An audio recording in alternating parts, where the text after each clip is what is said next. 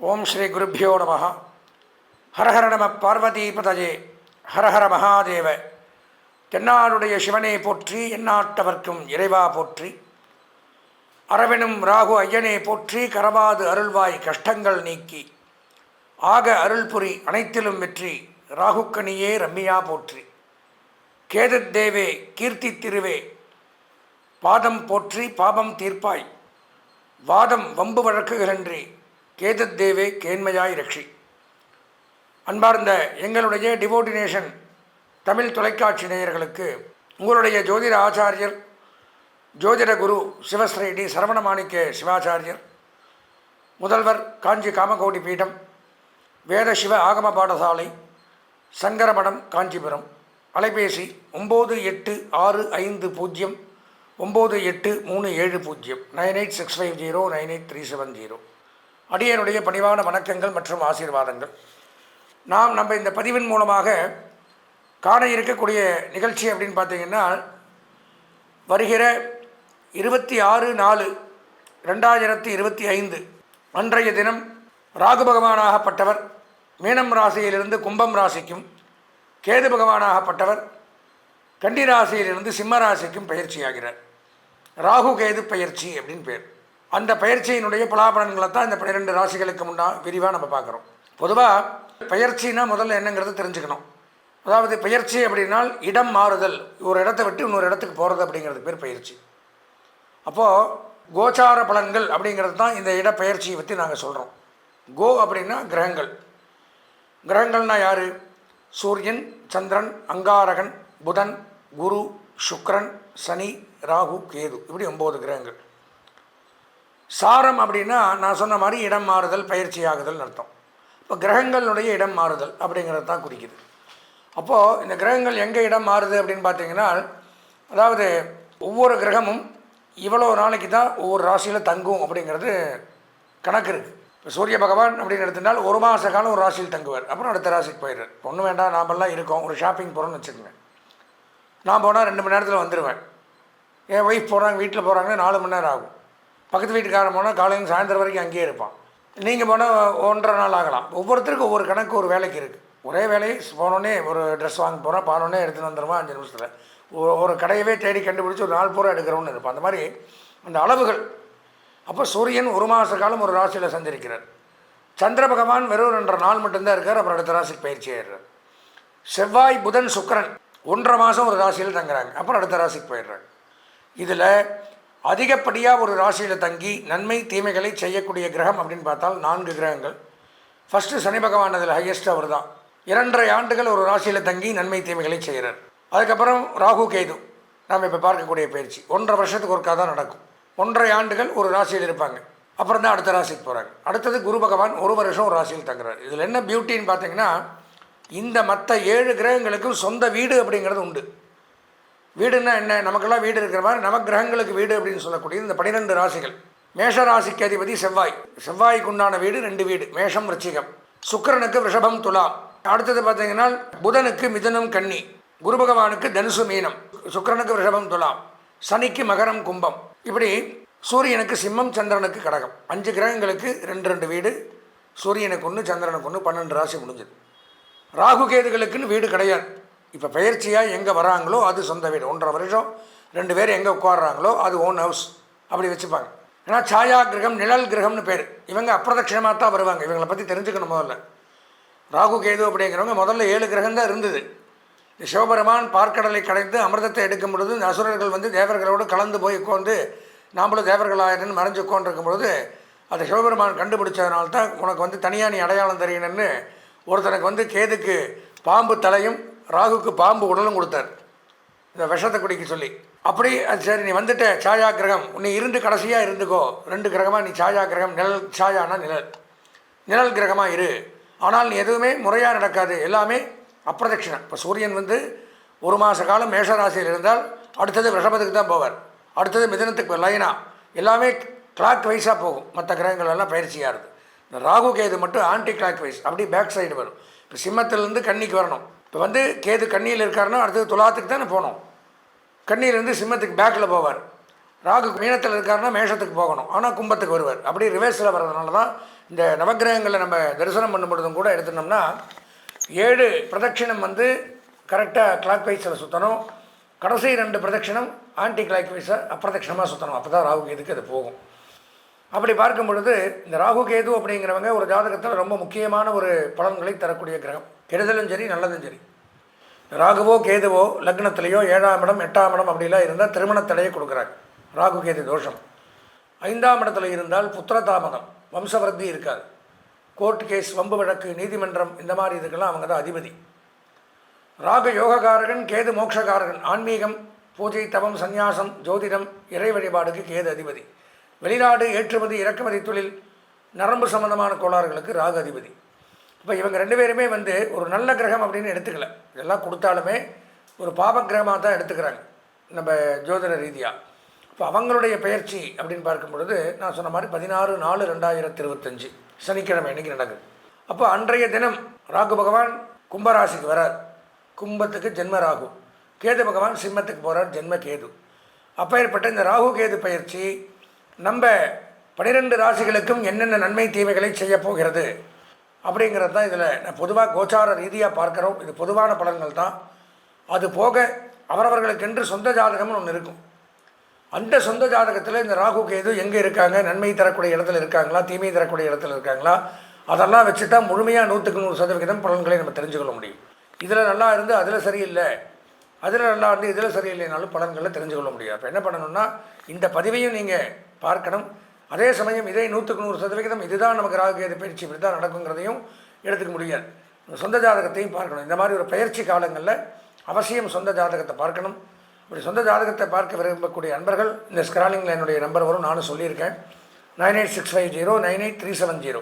இந்த எண்ணிற்கு தாராளமாக உங்கள் ஜாதகத்தையோ பெயர், பிறந்த இடம், பிறந்த தேதி, பிறந்த நேரம் இதை அனுப்பிச்சி வச்சு குருதட்சிணையை கொடுத்து முழுமையாக உங்கள் ஜாதகத்தை துல்லியமாக கணித்து பார்த்து இந்த 1.5 வருஷத்துக்கு இந்த ராகுவும் கேதுவும் நமக்கு என்ன பலாபலன்களை தராங்க அப்படிங்கிறதையும் தெரிந்துட்டு இந்த ராகு கேது பயிற்சியினால் சகல நன்மைகளையும் பெற வேண்டும் என்று கூறி தொடர்ந்து 12 ராசிகளுக்கும் உண்டான பலாபலன்களை விரிவாக காண்போம். அன்பார்ந்த கிருத்திகை, ரோகிணி, மிருகசீரிஷம் ஆகிய நட்சத்திரத்தில் பிறந்த எங்களுடைய ரிஷபராசி நேயர்களுக்கு வருகிற 26/4/2025 சனிக்கிழமை அன்றைய தினம் ராகு பகவான் மீனம் ராசியிலிருந்து கும்பராசிக்கு பயிற்சியாகிறார். கேது பகவான் கன்னி ராசியிலிருந்து சிம்ம ராசிக்கு பயிற்சியாகிறார். ராகு கேது பயிற்சி அப்படிங்கிற தலைப்பில் தான் இந்த பதிவை நம்ம பார்க்குறோம். இந்த ராகு கேது பயிற்சி அப்படிங்கிறது ரிஷபராசியான நமக்கு என்ன நன்மை தீமைகளை தரப்போகிறது. ரிஷபராசி அப்படின்னு எடுத்துட்டோம்னா அதாவது 10ஆம் இடத்திற்கு ராகு வரார், தொழில் ஸ்தானத்துக்கு வரார், மிகச்சிறப்பு. கேது பகவான் 4ஆம் இடத்திற்கு வரார். அப்போது இந்த இடத்துக்கு வரும் பொழுது என்ன நன்மை தீமைகள், யாரோ ஒருத்தர் தான் நல்லது பண்ணுவாங்க எப்போவுமே. கேது நல்லது பண்ணால் ராகு கெடுதல் பண்ணும், ராகு கெட்டது பண்ணால் கேது நல்லது பண்ணும். இப்போ வந்து ராகு 10ஆம் இடத்துக்கு வந்திருக்கார். ராகு வந்து ரிஷபராசிக்கு என்ன நன்மை தீமைகளை செய்கிறாருங்கிறத பார்க்குறோம். ராகு அப்படின்னே புலிப்பாணி சித்தர் என்ன சொல்கிறாருன்னு பார்த்தீங்கன்னா லாபங்கள் அதிகரிக்குது. 10ஆம் இடத்துல ராகு இருக்கிறதுனால மிகச்சிறப்பு. லாபம், தொழிலில் லாபம், எந்த தொழில் பண்ணாலும் லாபம் அதிகரிக்குது. ராகு கொடுக்குறார்.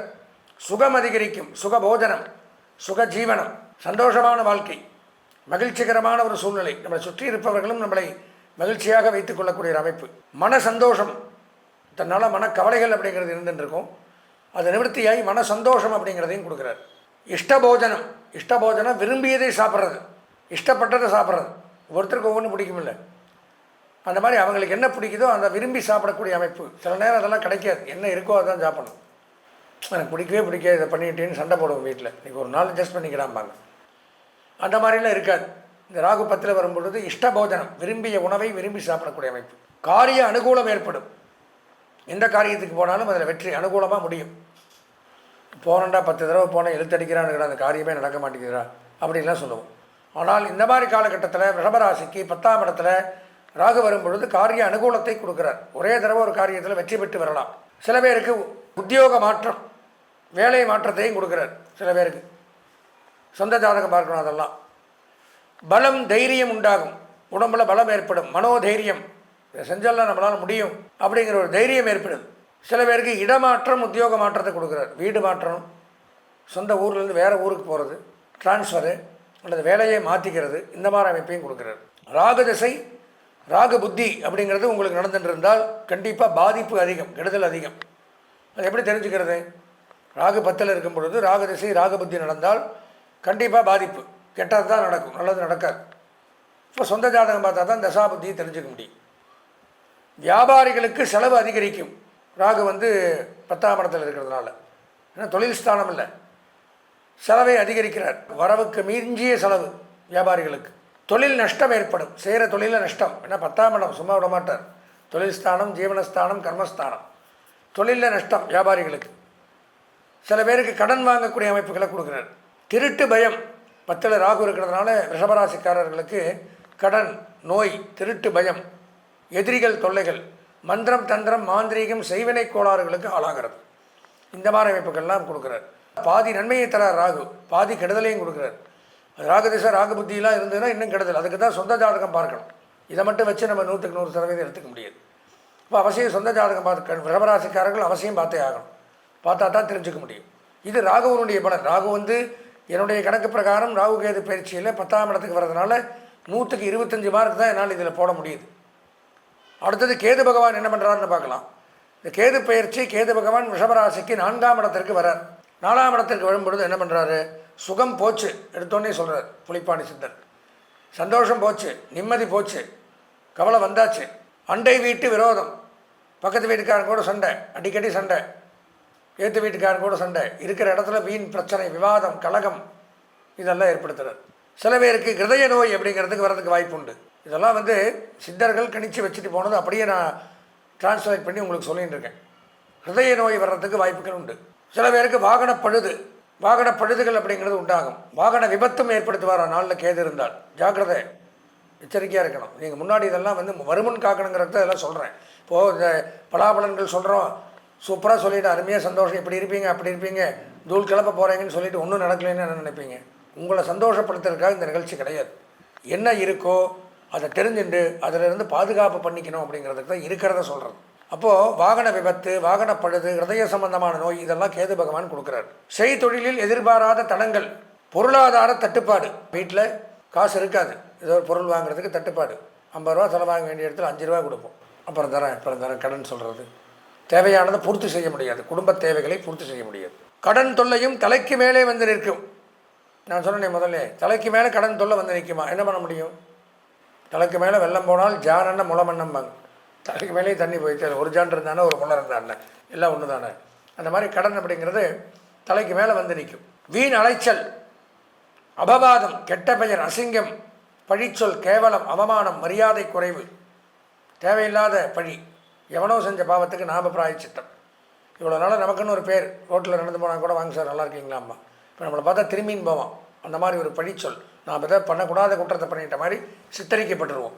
அந்த மாதிரிலாம் ஆகும். குடும்ப கவலை எல்லை மீறிய நிலையில் இருக்குமா? குடும்ப கவலை, குடும்பத்தை பற்றி சிந்திச்சு எல்லை மீறி இவ்வளோதான் அளவு நிலையை, எல்லைக்கு மேலே கவலைப்படணும்.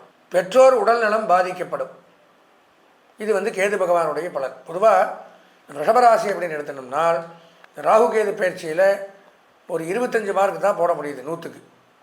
நன்மை அப்படிங்கிறது சொல்கிறதுக்கு இல்லை. குறிப்பாக அந்த உத்தியோகம் பண்ணக்கூடியவர்கள், தொழில் பண்ணக்கூடியவர்கள், வியாபாரம் பண்ணக்கூடியவர்கள், அதே மாதிரி குழந்தை மூலமாக பிரச்சனைகள், வாரிசு பிரச்சனைகள், இதெல்லாம் வரப்போகுது ராகு கேது பயிற்சியின் மூலமாக. எதற்கும் ரிஷபராசினியர்கள் இந்த பதிவை பார்த்துட்டு அவசியம் சொந்த ஜாதகத்தை ஒரு முறை பார்த்தால் மட்டுமே இதற்கு என்ன பரிகாரம் அப்படிங்கிறத நம்ம தெளிவாக தெரிஞ்சுக்க முடியும்.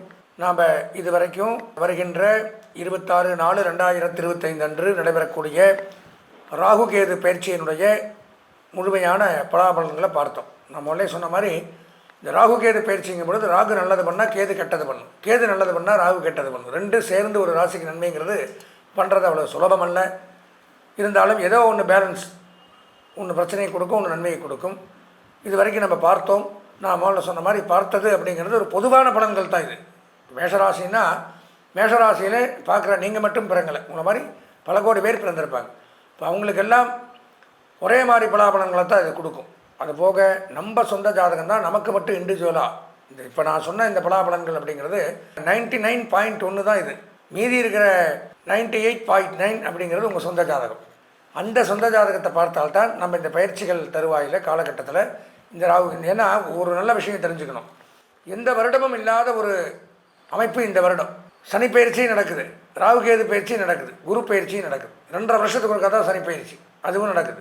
ராகு கேது பயிற்சி 1.5 வருஷத்துக்கு ஒருக்கா, குரு பயிற்சி 1 வருஷத்துக்கு ஒருக்கா. இந்த நாளும் இந்த மாதிரி சம்பவிக்கிறது அப்படிங்கிறது வந்து ஏதோ ஒரு காலத்தில் தான் நடக்கும். இந்த நாளுமே இந்த வருஷம் நடக்கிறதுனால ஒரு சொந்த ஜாதகத்தை பார்த்தால் இந்த 4 பயிற்சியினுடைய பலன்கள் எப்படி இருக்குது இதுதான் முக்கியம். ஆனால் வருஷக்கணக்கில் ஒரு ராசியில் தங்கி நன்மை தீமைகளை செய்யக்கூடிய கிரகங்கள் இந்த நாளும் தான். நான் சொன்னதுங்கிறது ஒரு கோச்சார பலன், பொதுவான பலன் தான்.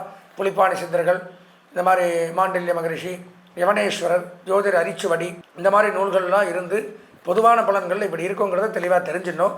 இதுக்கும் மேலே 98.1 பலன்கள் அப்படின்னு எடுத்துக்கிறதுனா நம்ம சொந்த ஜாதகம் தான். அப்படி சொந்த ஜாதகம் பார்க்க விருப்பமுடைய அன்பர்கள், நான் முதல்ல சொன்ன மாதிரி என்னுடைய அலைபேசிக்கு இந்த ஸ்க்ராலிங்கில் வரும், தாராளமாக தொடர்பு கொண்டு இந்த 4 பயிற்சியினுடைய பலன்களையுமே தெரிந்து கொண்டு என்ன அதுக்கு பரிகாரங்கள் பண்ணணுமோ பண்ணிட்டு இன்னும் 2.5 வருஷத்துக்கு எந்த ஒரு துன்பங்களும் இல்லாமல் நல்லபடியாக வாழணும்னு பகவானை பிரார்த்தனை பண்ணி ஆசீர்வதித்து விடைபெறுகிறேன். நன்றி, வணக்கம்.